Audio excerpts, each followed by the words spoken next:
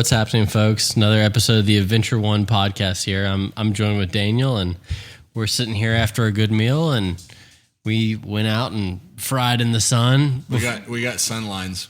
Yeah. I got the pink knees. Oh yeah. Yep. And tan lines where my sleeves were rolled up, like rocking a farmer's tan for sure. That's what happens in the Texas sun when we decide to go out at noon on a Memorial Day weekend. Yeah, this was such an impromptu. I got back from a trade show, the NRA show, and actually, I don't know, we could get into some of that a little bit. It was an interesting show, but got back from that late last night, and then I was kind of unpacking and slept in a little bit this morning, and then kind of impromptu, Daniel was like, "Hey, you want to go fishing?" And I just had my boat worked on, so yeah, I was itching to get out there for sure, and so we gave it a shot. I think it was definitely a fun experience, which we'll get into. But I was sitting on the couch. I don't know, it was probably 9:30, and I'm sitting with Elijah, my son. I'm like, "Hey, buddy, what do you want to do?" He's like, "Let's go fishing." I'm like, "Oh, let me text Pliny and see what he's up to." And I texted Pliny. He's like, "Yes."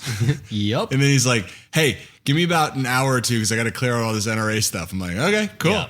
Yep. And then it was noon, and we I guess didn't think about sunscreen, but well, you even asked me when we left here. We forgot about it when we got out. Do you have sunscreen? I'm like, yeah, right here. We were probably about 100 yards into the water when we were like, "Oops, forgot the sunscreen." And before that, I was gonna get gas, and then we were gonna get bait, and then we realized I was still hungry and I hadn't eaten lunch. Then I went into Buc-ee's. That was an adventure in itself. Buc-ee's it's a trap. Oh my gosh! I just realized I always go there because I'm like, oh, I guess I need some ice, 79 cents. Oh, this seems. Might as well get a barbecue sandwich and and they some come potato out chips. with like $30 of junk food. I'm like, what am I doing? And you're surrounded by about 5,000 people. Yeah, and it's all like big people in a hurry. Yeah, yes, very much so.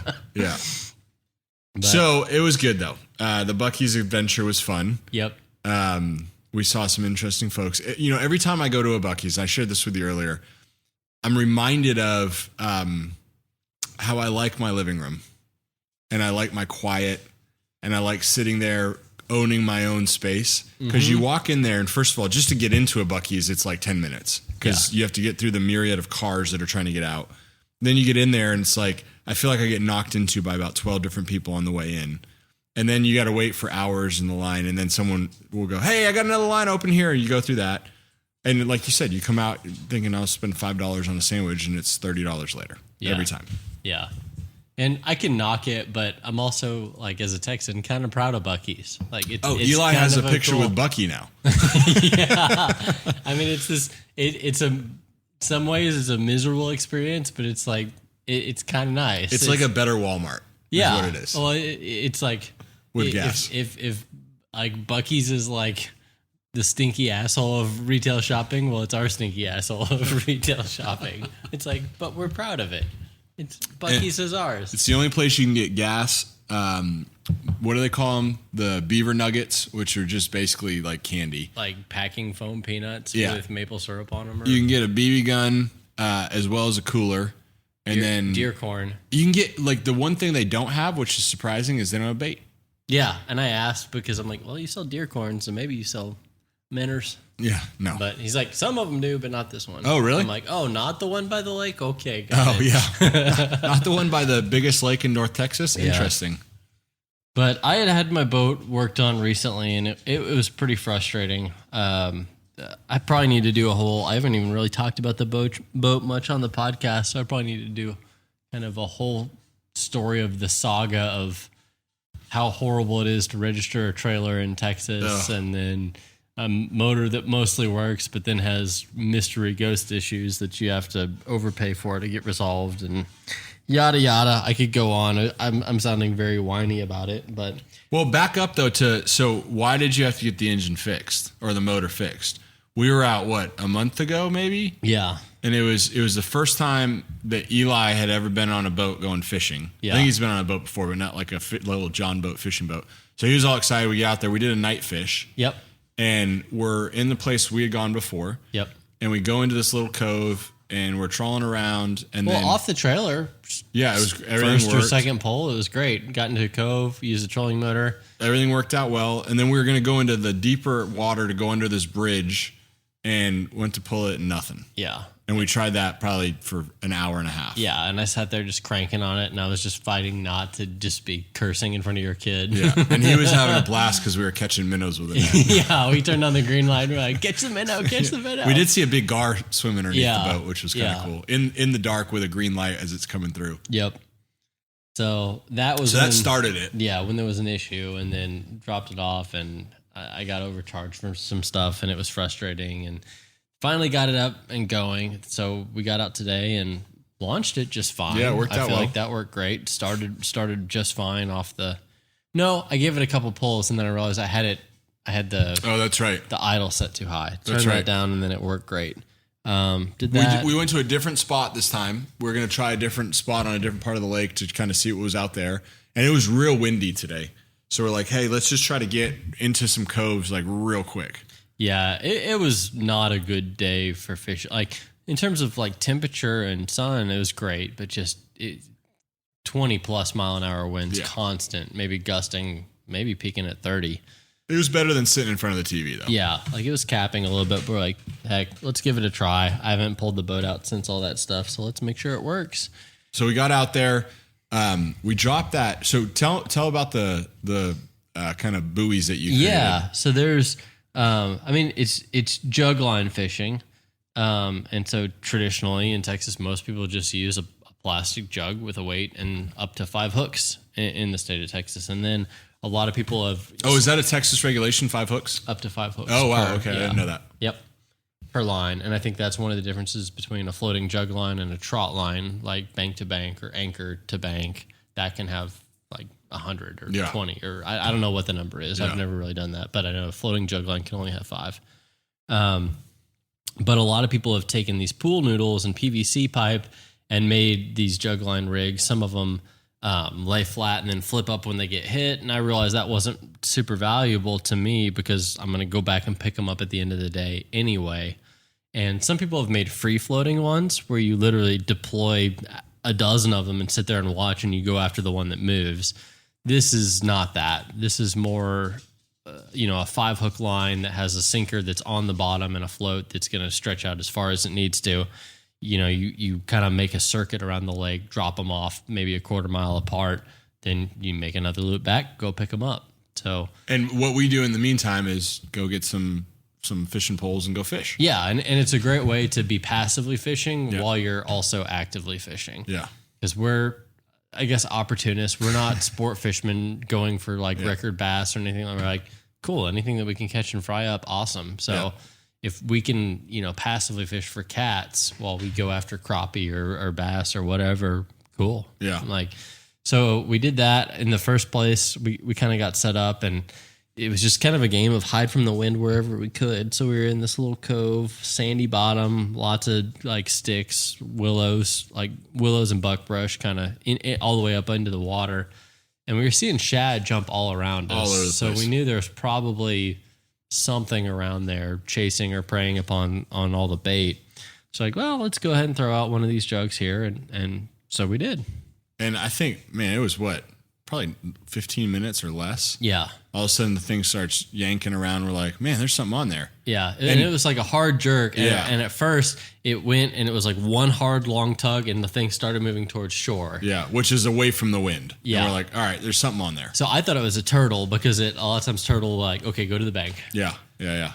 But no, it's just happened to be going that direction. Pulled it out and it was a decent sized cat on there. Yeah. Channel cat, probably 3-pounder. Yeah. 4-pounder, something like that. 3 or 4. Yeah. And that's perfect eating size in my book because the little ones, it's just, I think they only have to be, 12 inches to be legal? Maybe it's 14. I think it's 12.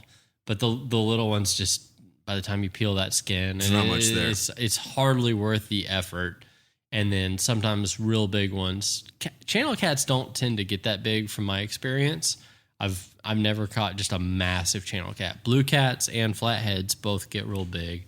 But a lot of times those catfish, when they get real big, they start tasting real dirty. So they just kind of taste like... bottom feeders. Yeah, that's what the bottom of a lake tastes like. All right. Yep. So this one, 3 or 4 pounds, was the perfect eater size. So we reeled that one in. And then we were still kind of getting whipped around by the wind, so we went to go try another spot. Well, hold on. So the best part was Eli was with us, my 7-year-old, and Pliny has one of the little baskets that you put the fish in and throw it over the side, and he thought it was awesome. He's like, oh, look at this. And so we put it in the basket, threw it over the side. I think it was probably 2 minutes later. Hey, Mr. Pliny, can we pull it out and look at it again? Yeah, can I check on the fish? Yeah. So that was pretty fun. Yep. So we moved, and was it in the process of that move that we ran into trolling motor issues? Yeah, so what happened was we had, I think, 3 or 4 lines going, and as we decided we were going to move, there were lines everywhere, the boat's rocking because of the wind, and somehow one of the lines gets caught in the trolling motor. So I go to turn it on, I see the little buoy coming up to me, or the little... Bobber, thank you. Coming up to me, I'm like, oh, kill it. And so either this fish is swimming straight at me, or he's got a problem. Yeah. So I unwind it and it snaps. I'm like, well, it doesn't look like there's any line in there. So I end up pulling everything out, and we get the fishing pole out, and then we head over to this other cove that's probably 300 yards away. Yeah. And probably about 3/4 of the way there, the trolling motor just goes clunk and just stops. Hard stop. Like just stop. Yeah. Not like it was just out. So there's people out there with jet skis, and we're like, well, this is interesting. I guess we'll just try to fix it on the fly as the wind's moving us towards the jet skis. Yeah, it was so windy out there that we were just like, well, we got about 10 minutes of float time before we hit something hard. Yeah. So Pliny ends up taking it all apart, and then we're like, all right, you know what? Let's go back to the cove, second cove, not the first one. Let's anchor. Let's put another jug line, or whatever we want to call it, noodle line out, and we'll mess with it. Yeah. So we end up doing that, and we get the jug line out. Meanwhile, it's burning hot, windy, and Eli's starting to go, Dad, what are we doing? Can we go fish? Yeah. So Pliny's got the entire motor, the trolling motor I apart. took it's like a weedless wedge style prop. So I took that off, and what I didn't realize is, so there's a nylon lock nut, a washer, and I didn't realize there's a little pin in there that fits into a slot, and that's what keeps the blade indexed and keeps it from slipping. So I pulled off the nut, the washer, and the prop, and then right as I did that, I hear bloop. Well, there was a bunch of fishing line that you pulled off. Yeah, oh yeah. There was a bunch of fishing line caught in there. It was a rat's nest of fishing lines. So I'm like, clearly that's the issue. Yeah. And I start pulling the line, then I just hear bloop. And you look at me with this, oh shit. What was that? And then when I look at it, I'm like, well, there's this little spot where there's a hole through the shaft, and there's a little spot for a bar in here. I'm like, so clearly there's a pin here that indexes it. So like, how can we fix this? And we start digging around. We're like, we need basically 1/16 inch diameter stainless steel rod, about 3/4 of an inch long. What can we do? We start digging around, and then Daniel pulls out some like 6-aught J hooks. Yeah. And we're like, okay, that could work. Take the wire cutters out, clip this. And so it doesn't really fill the space in the right way, but it's a little sloppy. We made a pin. And the first time I cut it, I remember I cut it. I'm glad I was wearing sunglasses, because a little piece of fish hook went boom, flying off. Well, and it was funny because I handed you the hook, and there was like 6 or 7 hooks still together on like a little ring. Yeah, you handed it to me like, you'll definitely don't hook yourself with with 6 nightmare. So he cuts them, and like all of them go flying like almost over the boat. We're like, oh crap. But we just like impromptu made this little pin, and it worked, and I got that all put together, and then it didn't turn on. And then I'm like, well, why wouldn't it turn on? I checked the battery, and I have a dual battery system, one for the trolling motor, one for everything else. By the way, we're 30 minutes in at this point at least. Yeah, just bobbing out in the lake, just sloshing around in the waves. And I'm like laying on my belly with my feet dangling off the side of the boat. I should have gotten a picture with of that. Like my head like in the hatch, just like, I don't know, people probably think I got stuck or something. Well, you were checking for, because it was weird. You were checking for points of failure. Like we even tried the second battery to see if the battery was the issue. System. Yeah. I'm like, no, that's all good. And then I realized, I'm like, oh, the trolling motor's fused separately. So probably it got tangled up, kept trying hard, and then blew the fuse. And I'm like, okay, cool. And I reached up in there, and I wasn't kind. A phrase I like to use is "be kind to your future self." It's something I heard from my dad, and I love that phrase. That's a good phrase. Every time you're working on something, it's like, okay, when I have to deal with my own work in the future, how am I going to view that? and I was kind of my future self, and then I did fuse it, so I didn't blow my battery or my trolling motor, but the fuse was way too far up under the deck and under a bunch of foam insulation. Which is fine when you're docked. Yeah. Not so much when you're on and a windy you can like unscrew lake. the whole deck and stand beside it and work on it. But when I'm like reaching down there, and I think I described it as pulling the tooth of a cave monster, trying to get that fuse out of there. Can't even get two hands, just like two fingers, like way back in this cave trying to pull it. And I finally did. Then I pulled it out and I'm like, oh, this is a 15 amp fuse. 20 amp. 20 amp fuse. Everything else was 10. Yeah. So like, well, we don't have the live well today because we didn't get bait. So let's pull the fuse from the live well system and just put it in there. Which don't forget to put that back in. Yeah. Dude, that was an Amazon deal where I think I had to buy 50 of those fuses, and man, I got them dirt cheap. Yeah, but I need to get to 20 as well. So we tried that, but clearly a 10 watt, if we popped a 20, we're going to pop a 10. But it was funny because you tried it without the actual, I don't know what that piece is called. Yeah, the prop. The prop on it, yeah. Yeah, the prop or the nut. And it went great. Yeah, the shaft itself spun. I'm like, cool. So we cracked a beer because we were super excited about that. Yeah, we celebrated. Maybe a little early. Yep. So you put it back on, we drop it in the water, and then, yeah, it the same thing again. So I don't know if I had it on there too tight or a little bit of string was still in there. Or just wasn't a big enough fuse, which is probably really it requires 10 amps. Yeah. Just in general, who knows? But I popped it immediately, so I'm like, "Oh, cool! I solved the problem." Then immediately caused the same problem again. But it was funny because we were talking on the way out there. We're like, I never have a problem if I can figure out what it is. It's the where we struggle is like something went wrong and I don't know what it was. That irritates you to no end. So we figured out what it was, which is good. And then it just went out and we don't have the tools or what we needed to actually get it done. Well, and it was cool because we Macgyvered our way out of it in terms of like creating that pin. We had to explain who Macgyver was to Eli. Yeah, and he still doesn't get it. No. And he probably won't. But we got that working and then broke it again. I think your new nickname is Pliny McGale. Yeah, maybe, man. But we got that. I don't know. I feel like I just put myself in situations where I'm like, okay, we're jumping out of the plane and we're going to sew our parachute on the way down, but that's just the way it is. Uh-oh, we lost the needle. What can we use as a needle? Yeah, I got this butcher knife. Yeah, quick, use that and give me your shoelaces. Yeah, that's right. That's exactly right. I just find myself in those spots. And it's funny, we were even talking about, we'll have like coworkers or friends be like, yeah, I had to improvise this. And we're like, dude, I feel like I do that every single weekend. There's something that I'm like, yeah. Like I just remember like one time we were dove hunting and we were cooking stuff over a fire and we needed toothpicks and we're like, well, we have mesquite thorns. Great, toothpicks. Or we prickly pear thorns. That's what it was. We found that old grill grate. We thought was a grill grate, but it was really like wire fence. And then we cooked our entire meal on that. We're like, maybe that wasn't a good idea because we don't know what kind of chemicals. Well, it worked really well, but it was galvanized, so maybe we have like small degrees of zinc oxide poisoning. Probably be all right. Yeah, we'll figure that out. Yeah. But all right, so we get the trolling motor up, and we're like, all right, this is fine. And then it was like, well, we don't have the little motor, but at least we got the big motor. Because remember, the reason the big motor had to get fixed because it broke last time, and we used the trolling motor to get back into dock. Yeah, it was our rescue. Yes. So this time the rescue went out. We're like, that's all right. We got the real one now. And so I walked back. First pull. No. First you're like, hey, do you want to give us over to that cove? I'm like, no. I'm going to let you do it. You asked me if I wanted to run. I'm like, because you were already back there. I've done enough damage today. And it's a narrow boat, so always like changing positions is always a bit of a rodeo. So you were like, no, I'll pass. I'll go back and just quietly sit in my seat. Yeah, right. I'm like, okay, whatever. Let me get us there. And so I just walk over and then confidently just like full pull and just break that cord right in half.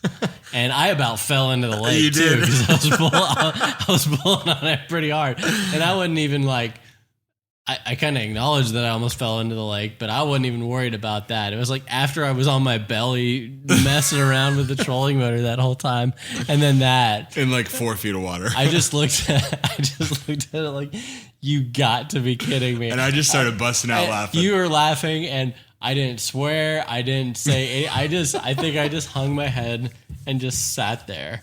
And then Eli was like, "Can we go now?" And you were just like, it's going to be a little while, bud. Just hang on. It'll be a little bit. Because the first thought that went through my head, so keep in mind, we're downwind.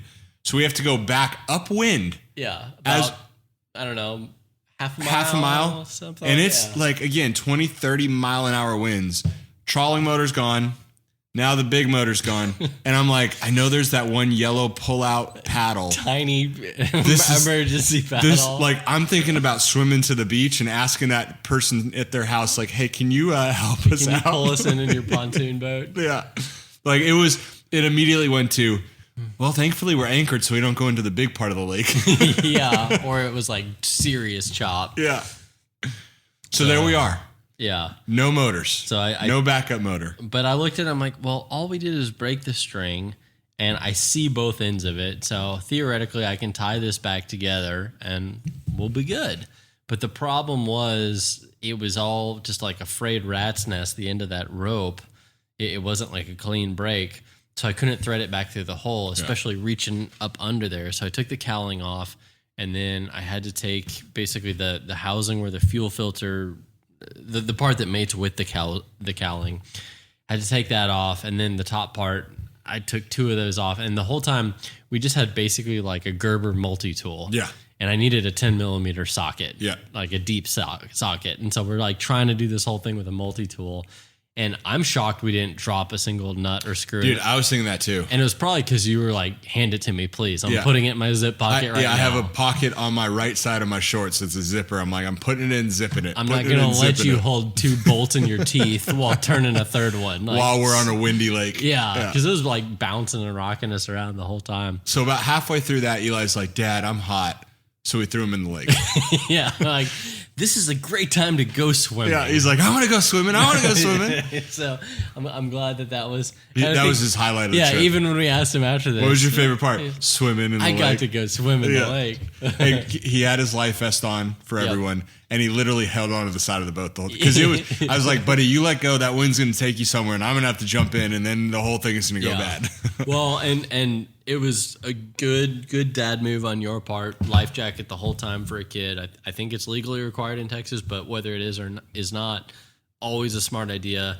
And then the fishing shirt you got him, blaze orange. But I don't know if you noticed. So here's the thing about, not to go all like downer on this, but the number one cause of kids dying in lakes is it's not that they can't swim. They'll fall in, they'll hit something or whatever, but then as soon as they go underwater, you can't see them because it's so like dark and murky, right? Like when in a swimming pool, a kid falls in, you can see him, you go grab him, right? But even, I don't know if you saw this, with his bright orange fishing shirt, I couldn't see him. Like, I could see obviously above the water, but like with 6 inches down, you can't even see the bright orange because it's so murky. So that's where it's like, all right, life vest all the way. You got to have a life vest. Well, on. and this is a lake that I don't know if there's been a drowning yet this year, but every year there's a drowning on it, on this lake. It's just be so cautious on all this. Yeah, it's windy, wavy, and very murky. And so it's like you have 30 seconds to save somebody, basically. Yeah. But I think the blaze orange, just in terms of just, seeing somebody bobbing above the water and even just like all the people darting around on jet skis, so you can help see somebody even if it's 5% better. I think that's good. Yeah. So he had fun in there. And then I think halfway through it, we're like, how do we get this line in there? So we tried fishing line to try to do a leader line through. Yeah. Then we tried, I don't even know you had like a cable line that was for redfish or something like that. Yeah, it was a wire leader. Yeah, a wire leader. So we tried that. And then we tried a fishing hook to try to feed it through. And then magically we just got it through. Needle nose and and then we tied, what was that knot that you tied on it? It was just a square knot. Just because I'm like end to end. But I tied it too close to the ends the first time, and so it slipped through. Slipped through. Because I was wanting to retain as much of the length of the line as possible, because the length of the line is designed because that's how much you need to get, 2 full rotations or however much it is to start that motor. So I didn't want to shorten that line too much. And then after that didn't work, I had to choke up on it, and I just tied a big ugly knot, and I had, 10 inches to a foot of line hanging out. Tried that, and it took me a couple pulls. Eli said a little prayer for us. Yeah. And then it worked. Yeah. And took a couple pulls, but then we got it going. We're like, cool. We're not turning it off. We're not turning it off. We went and got our floaters, and then... and nothing was on them the second time. No. But we had that one cat. So got the floaters, got back to the dock. It was still pretty choppy at that point. It was real choppy, yeah. I think I got worse then. Yeah. Like when we left, it wasn't that bad. And then later, after we had loaded the boat, it wasn't that bad. But the fun part was we dock, we get out, Pliny goes and backs the truck out. Me and Eli go to get in the truck to be able to help get the boat on. Pliny goes back on the boat, and he just starts drifting. Like as soon as I untied it, I started driving away, and then like as soon as I gun the motor, it goes and dies on me. And I'm like, and you moved at least 100 yards. Yeah, and I don't know if it was because my idle position was off. I still don't know why that happened, but because the motor was, that whole time it was just sitting there idle and it was humming good. Yeah. I know sometimes motors like that, little two strokes, when they idle, you have to squeeze the fuel bulb every once in a while because the fuel pump is actually on, it's on the carburetor. And so as you give it higher RPM, it pumps fuel better. And so when you're at low RPM, it doesn't pump fuel very well. So that may have had something to do with it. I don't think anything was wrong with the motor. And so, yeah, if it dies out and you need to give it another pull to start it, usually that's no big deal. No big deal. But when your starting rope is only 2/3 the length that it normally is instead of a full and I'm just going trying to start it while this whole time I'm just floating down, and you're standing there just like leaning against the bed of the truck, watching, and you're like, you better throw an anchor. Because I saw him in about 20-30 seconds probably drift 100 yards. And I'm like, I was cruising. This is going to get worse before it gets better. Yeah. So I did throw the anchor. That was a very smart call. So I appreciate that. I like to think I would have thought of that at some point, but you calling it out, be like, dude, just go ahead and do it now. Just go ahead and do it. That was a good call. Because my thought was, we're going to have to swim out there, grab the line, and pull that boat in. Yeah. And that's going to be another nightmare situation for us. Because normally it's like, well, okay, nobody wants motor issues on their boat, but okay, you got a trolling motor. And now we're like, well, we blew that on, 30 minutes in. Yeah. So, and it just goes back to that old, what is it, 2 is 1, 1 is none thing. Oh, dude, that was so true today. We experienced all of that. Okay, I got 2. Okay, 2 is 1. Okay, 1 is none. Yeah, okay. And then none is none. We're a drifter. Yeah, paddle's coming out. But I did get it started, and it was a little bit hard just because, again, that short pull. So I need to go fix that rope. Got it, lined up on the trailer, gunned it. I think that all worked well. Yeah, and I was worried because sometimes trailering it, that shallow draft boat on that little bitty trailer in high winds, those little PVC, that wind was rough. Those PVC guides help a lot. I feel like I need to build taller ones. Yeah, I think so. Just because it's back in the boat with the trailer. The first time I did it, I sucked at it. I was horrible. But now when the boat's on there, it's no problem. It's pretty easy for me to do. But just the trailer itself, that's sitting you can't see a it. Foot off the ground and you can barely see it. It just gets squirrely on you, and it's a real short wheelbase, so it's tricky. And so short wheelbase is tricky on its own, but then when it's hard to see, it gets tough. But we got it trailered fine, pulled it out, and then we just, I think as we went in, when you were pulling up one of the jug lines, it kind of got tangled into a mess. Oh, it got tangled because we were pulling them, and then like we didn't want to slow down. Yeah. Right. So we were pulling it, and I just threw it all in. I'm like, all right. Let's just get back. We'll figure it out when we get there. So my problems today were definitely motor related. Mine were all line related. Yeah, because I was just like, you had the jug line that turned into a mess. So last time we were out, I had my bait caster, and it was nighttime, and I cast, and I got a just a freaking bird's nest, and I was messing with it. It was so dark. I'm like, I'm done. I put it up. I put a new line in it this morning. Yeah. And then my first cast, I didn't have the adjustment right, and it just bird nested again. Yeah. I'm like, I'm so done with this thing. I'm going back to just a regular rod and reel.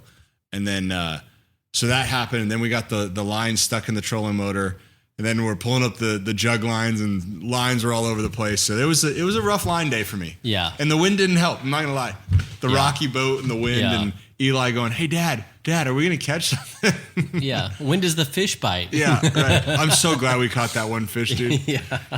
Otherwise, it would have just been like burnout. But we're like, the whole time we're coming home with something. That's right. Yeah, and it's an eating fish now. We can eat it. Yeah.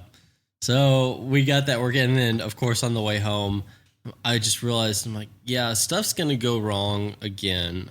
Fortunately, like what you mentioned earlier, when you have problems that is just a mystery, like something didn't work and I don't know why, that's the most frustrating. But I look at it, I'm like, okay, for my trolling motor, the motor itself is good. Yep. I just need a new fuse. Yep. No problem. Maybe I need to adjust the tension or try, like, I got to figure out why the fuse blew, but I'm not too worried about it. I think it's 20 pounds of line in there. Yeah, I think that's why it blew the first time, and the second time I think it was just because it was underfused. So that, and then obviously I need to get a new pull rope, and then I probably just need to get some more hours on that motor, just run around with it a little bit more. But I feel like I know how to fix all that stuff. But I realized when we were trying to fix it with your Gerber multi-tool that I'm very glad you had, it was still not the right tool for the job. So on the way back, we went by Harbor Freight and picked up just a little toolkit that I can keep in the boat, because I do that with my truck. And it was one of those things that, like, how often do you need wire cutters in your truck when you're in your truck driving around? How often do you need it? Phillips said. And then I realized the kind of stuff that I do, a lot. Or I open that toolbox and dig out a screwdriver or like multiple times a week. Or, dude, you're out in the middle of freaking nowhere where, like, help's not coming. No, you got to figure out. And if you have your knife with you, like, that's a start.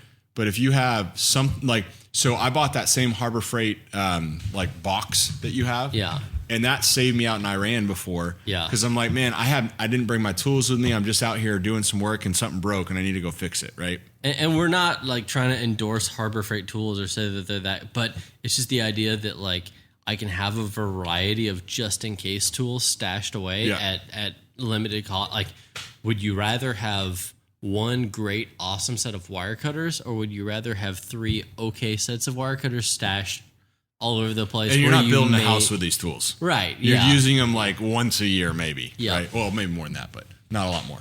So got a little, I think it was like a 60-piece toolkit or something. It was the smallest one that did have a socket wrench and a screwdriver. And I think I need to throw some snips in there or something, but I'm going to throw some zip ties. I'm going to throw some heat shrink, stuff like that. So the thing that Pliny taught me one time is we were out somewhere, I don't remember, and I think we were in your truck. And it was I think it was Eli had like a thorn or something in him. And I'm like, hey, I don't have any tweezers. And Pliny's like, oh, I got tweezers. Because one time I was out somewhere, I needed tweezers, and I got them in my truck now. And so after that, I went on Amazon, bought a bunch of tweezers, put some in my truck. And sure enough, I was out with Eli and Eden at Iran by myself. And Iran, like, you're out in the middle of nowhere, like literally the middle of nowhere. And one of them got a thorn in them or a cactus in them, and I had the tweezers, and it worked out well. So it's one of those deals where, like, today was frustrating for sure. Yeah. But I think if you take it as a learning lesson, dude, I was so proud of Eli too with his attitude. He's like, hey guys, we caught a fish. We're going home with meat. Yeah. And I'm like, dude, that's awesome. Yeah. If you take that and you go, okay, hey, next time we go out, we got a socket wrench in case we need it. We're going to have extra fuses. We're going to have everything that we need. And every time you go out, something else breaks or something else goes wrong. It's a learning lesson to say, okay, how do I make sure next time I'm in that situation, I've got it covered? Yeah. Right. And it's not to say don't fail. It's because it's like stuff's going to happen. It's just like, how can I recover faster, better, more efficiently? Yeah. How do I be more prepared when something inevitably goes wrong? And it's funny, like when you mentioned that about my truck, like there's a lot of times where I feel like I'm just driving around with just so much crap in there. And then like, and my buddy Nate still teases me. One time we were out and he's like, oh, I forgot seasonings for the steak. And I opened my toolbox and put out like a family size jug of Tony Saturates. I'm like, no problem, man. I got this covered. Yeah. But it came in clutch. Yeah. And so like, even right now, I mean, this isn't from like a prepper off-roading sort of perspective, but like in my toolbox, yeah, I have like an emergency jump starter, tire inflator, some tools. I carry a tourniquet with me at all times just in case. I carry water. I carry an MRE that's probably sat in the heat so much it's probably horrible. But it'll get you through. Yeah, it's like I don't want to eat it, but if stuff really gets bad and my whole inner console, I've got I've got a Walther, a spare mag, and basically a whole pharmacy worth of like allergy meds and everything, and tweezers and all of that other stuff. But because I'm telling you, when you're out in the middle of nowhere and like something fails on you one time, you don't want that same thing to get you again. Yeah, because you're like, if that same thing ever gets you, that's like, my fault. Yeah, fool me once. Yeah, that's right. Shame on you. That's right. Fool me twice. Shame on me. But the story ends really well. Yeah. We came back to the house. We filleted the catfish. Roxy had taken out, my wife Roxy, she had taken out some nilgai cuts from the nilgai that Pliny and I went out and hunted back in November. And we made an unbelievable meal. Yeah, we had potatoes, salad, fried catfish, nilgai with mushrooms and onions. Yeah, and, what was it? Marsala? It was like a chicken marsala recipe. Yeah, that she did with nilgai. Yeah, and I think it was a little bit more savory just because of the red meat rather than chicken. It was really good. And a lot of mushrooms, and it was super good. So it was, and I think, I don't remember if it was you or Roxy saying that, but you're like, that's what I love about it, is coming back home when you just like have some meat and like, now let's cook it and celebrate. It's the best thing in the world. Like the reason that you go out and hunt and fish is because it's good to get away, get into nature, get outside of the city, get outside of concrete. But like the best thing is enjoying it with friends and family. Yeah. Right? That's the best thing in the world. You bet. So we're definitely sitting here. We're nursing our beers and nursing our sunburns for sure. And I'm gonna go back in the office tomorrow looking like a lobster. But at least we're back in the office tomorrow. Yeah, I'm not at. We're not on the lakes though. I'm not at the north end of a southern breeze. That's right. So it was. I hope to recover and repair from what we just did, and it's a learning experience, but it's important to try to have fun along the way. I'll tell you though, before you got this boat, we never had these experiences. Yeah. This is I would take this all day than a day at the office. It's a whole new set of problems. It really is, but those problems are fun. We get to have them. Yep. So hopefully we'll get better at this fishing stuff. I still think the idea of every time we go out, we're going to throw... were we fishing today? Yeah. Our dollar store noodle sure was. Yeah, that's right. I think we cast our lines probably combined 20 times today. Yeah. Yeah, it was Pliny and Daniel's untangling service and boat repair. That's right, yeah. But we got it done. We had a good time, and hopefully we'll get a little bit better at this stuff as we go. Yeah. No, that was a good day, man. That was a good day. Cool. All right. Thanks, y'all, for tuning in. Hopefully you enjoyed it. Until next time, stay safe, be free, and never stop seeking adventure.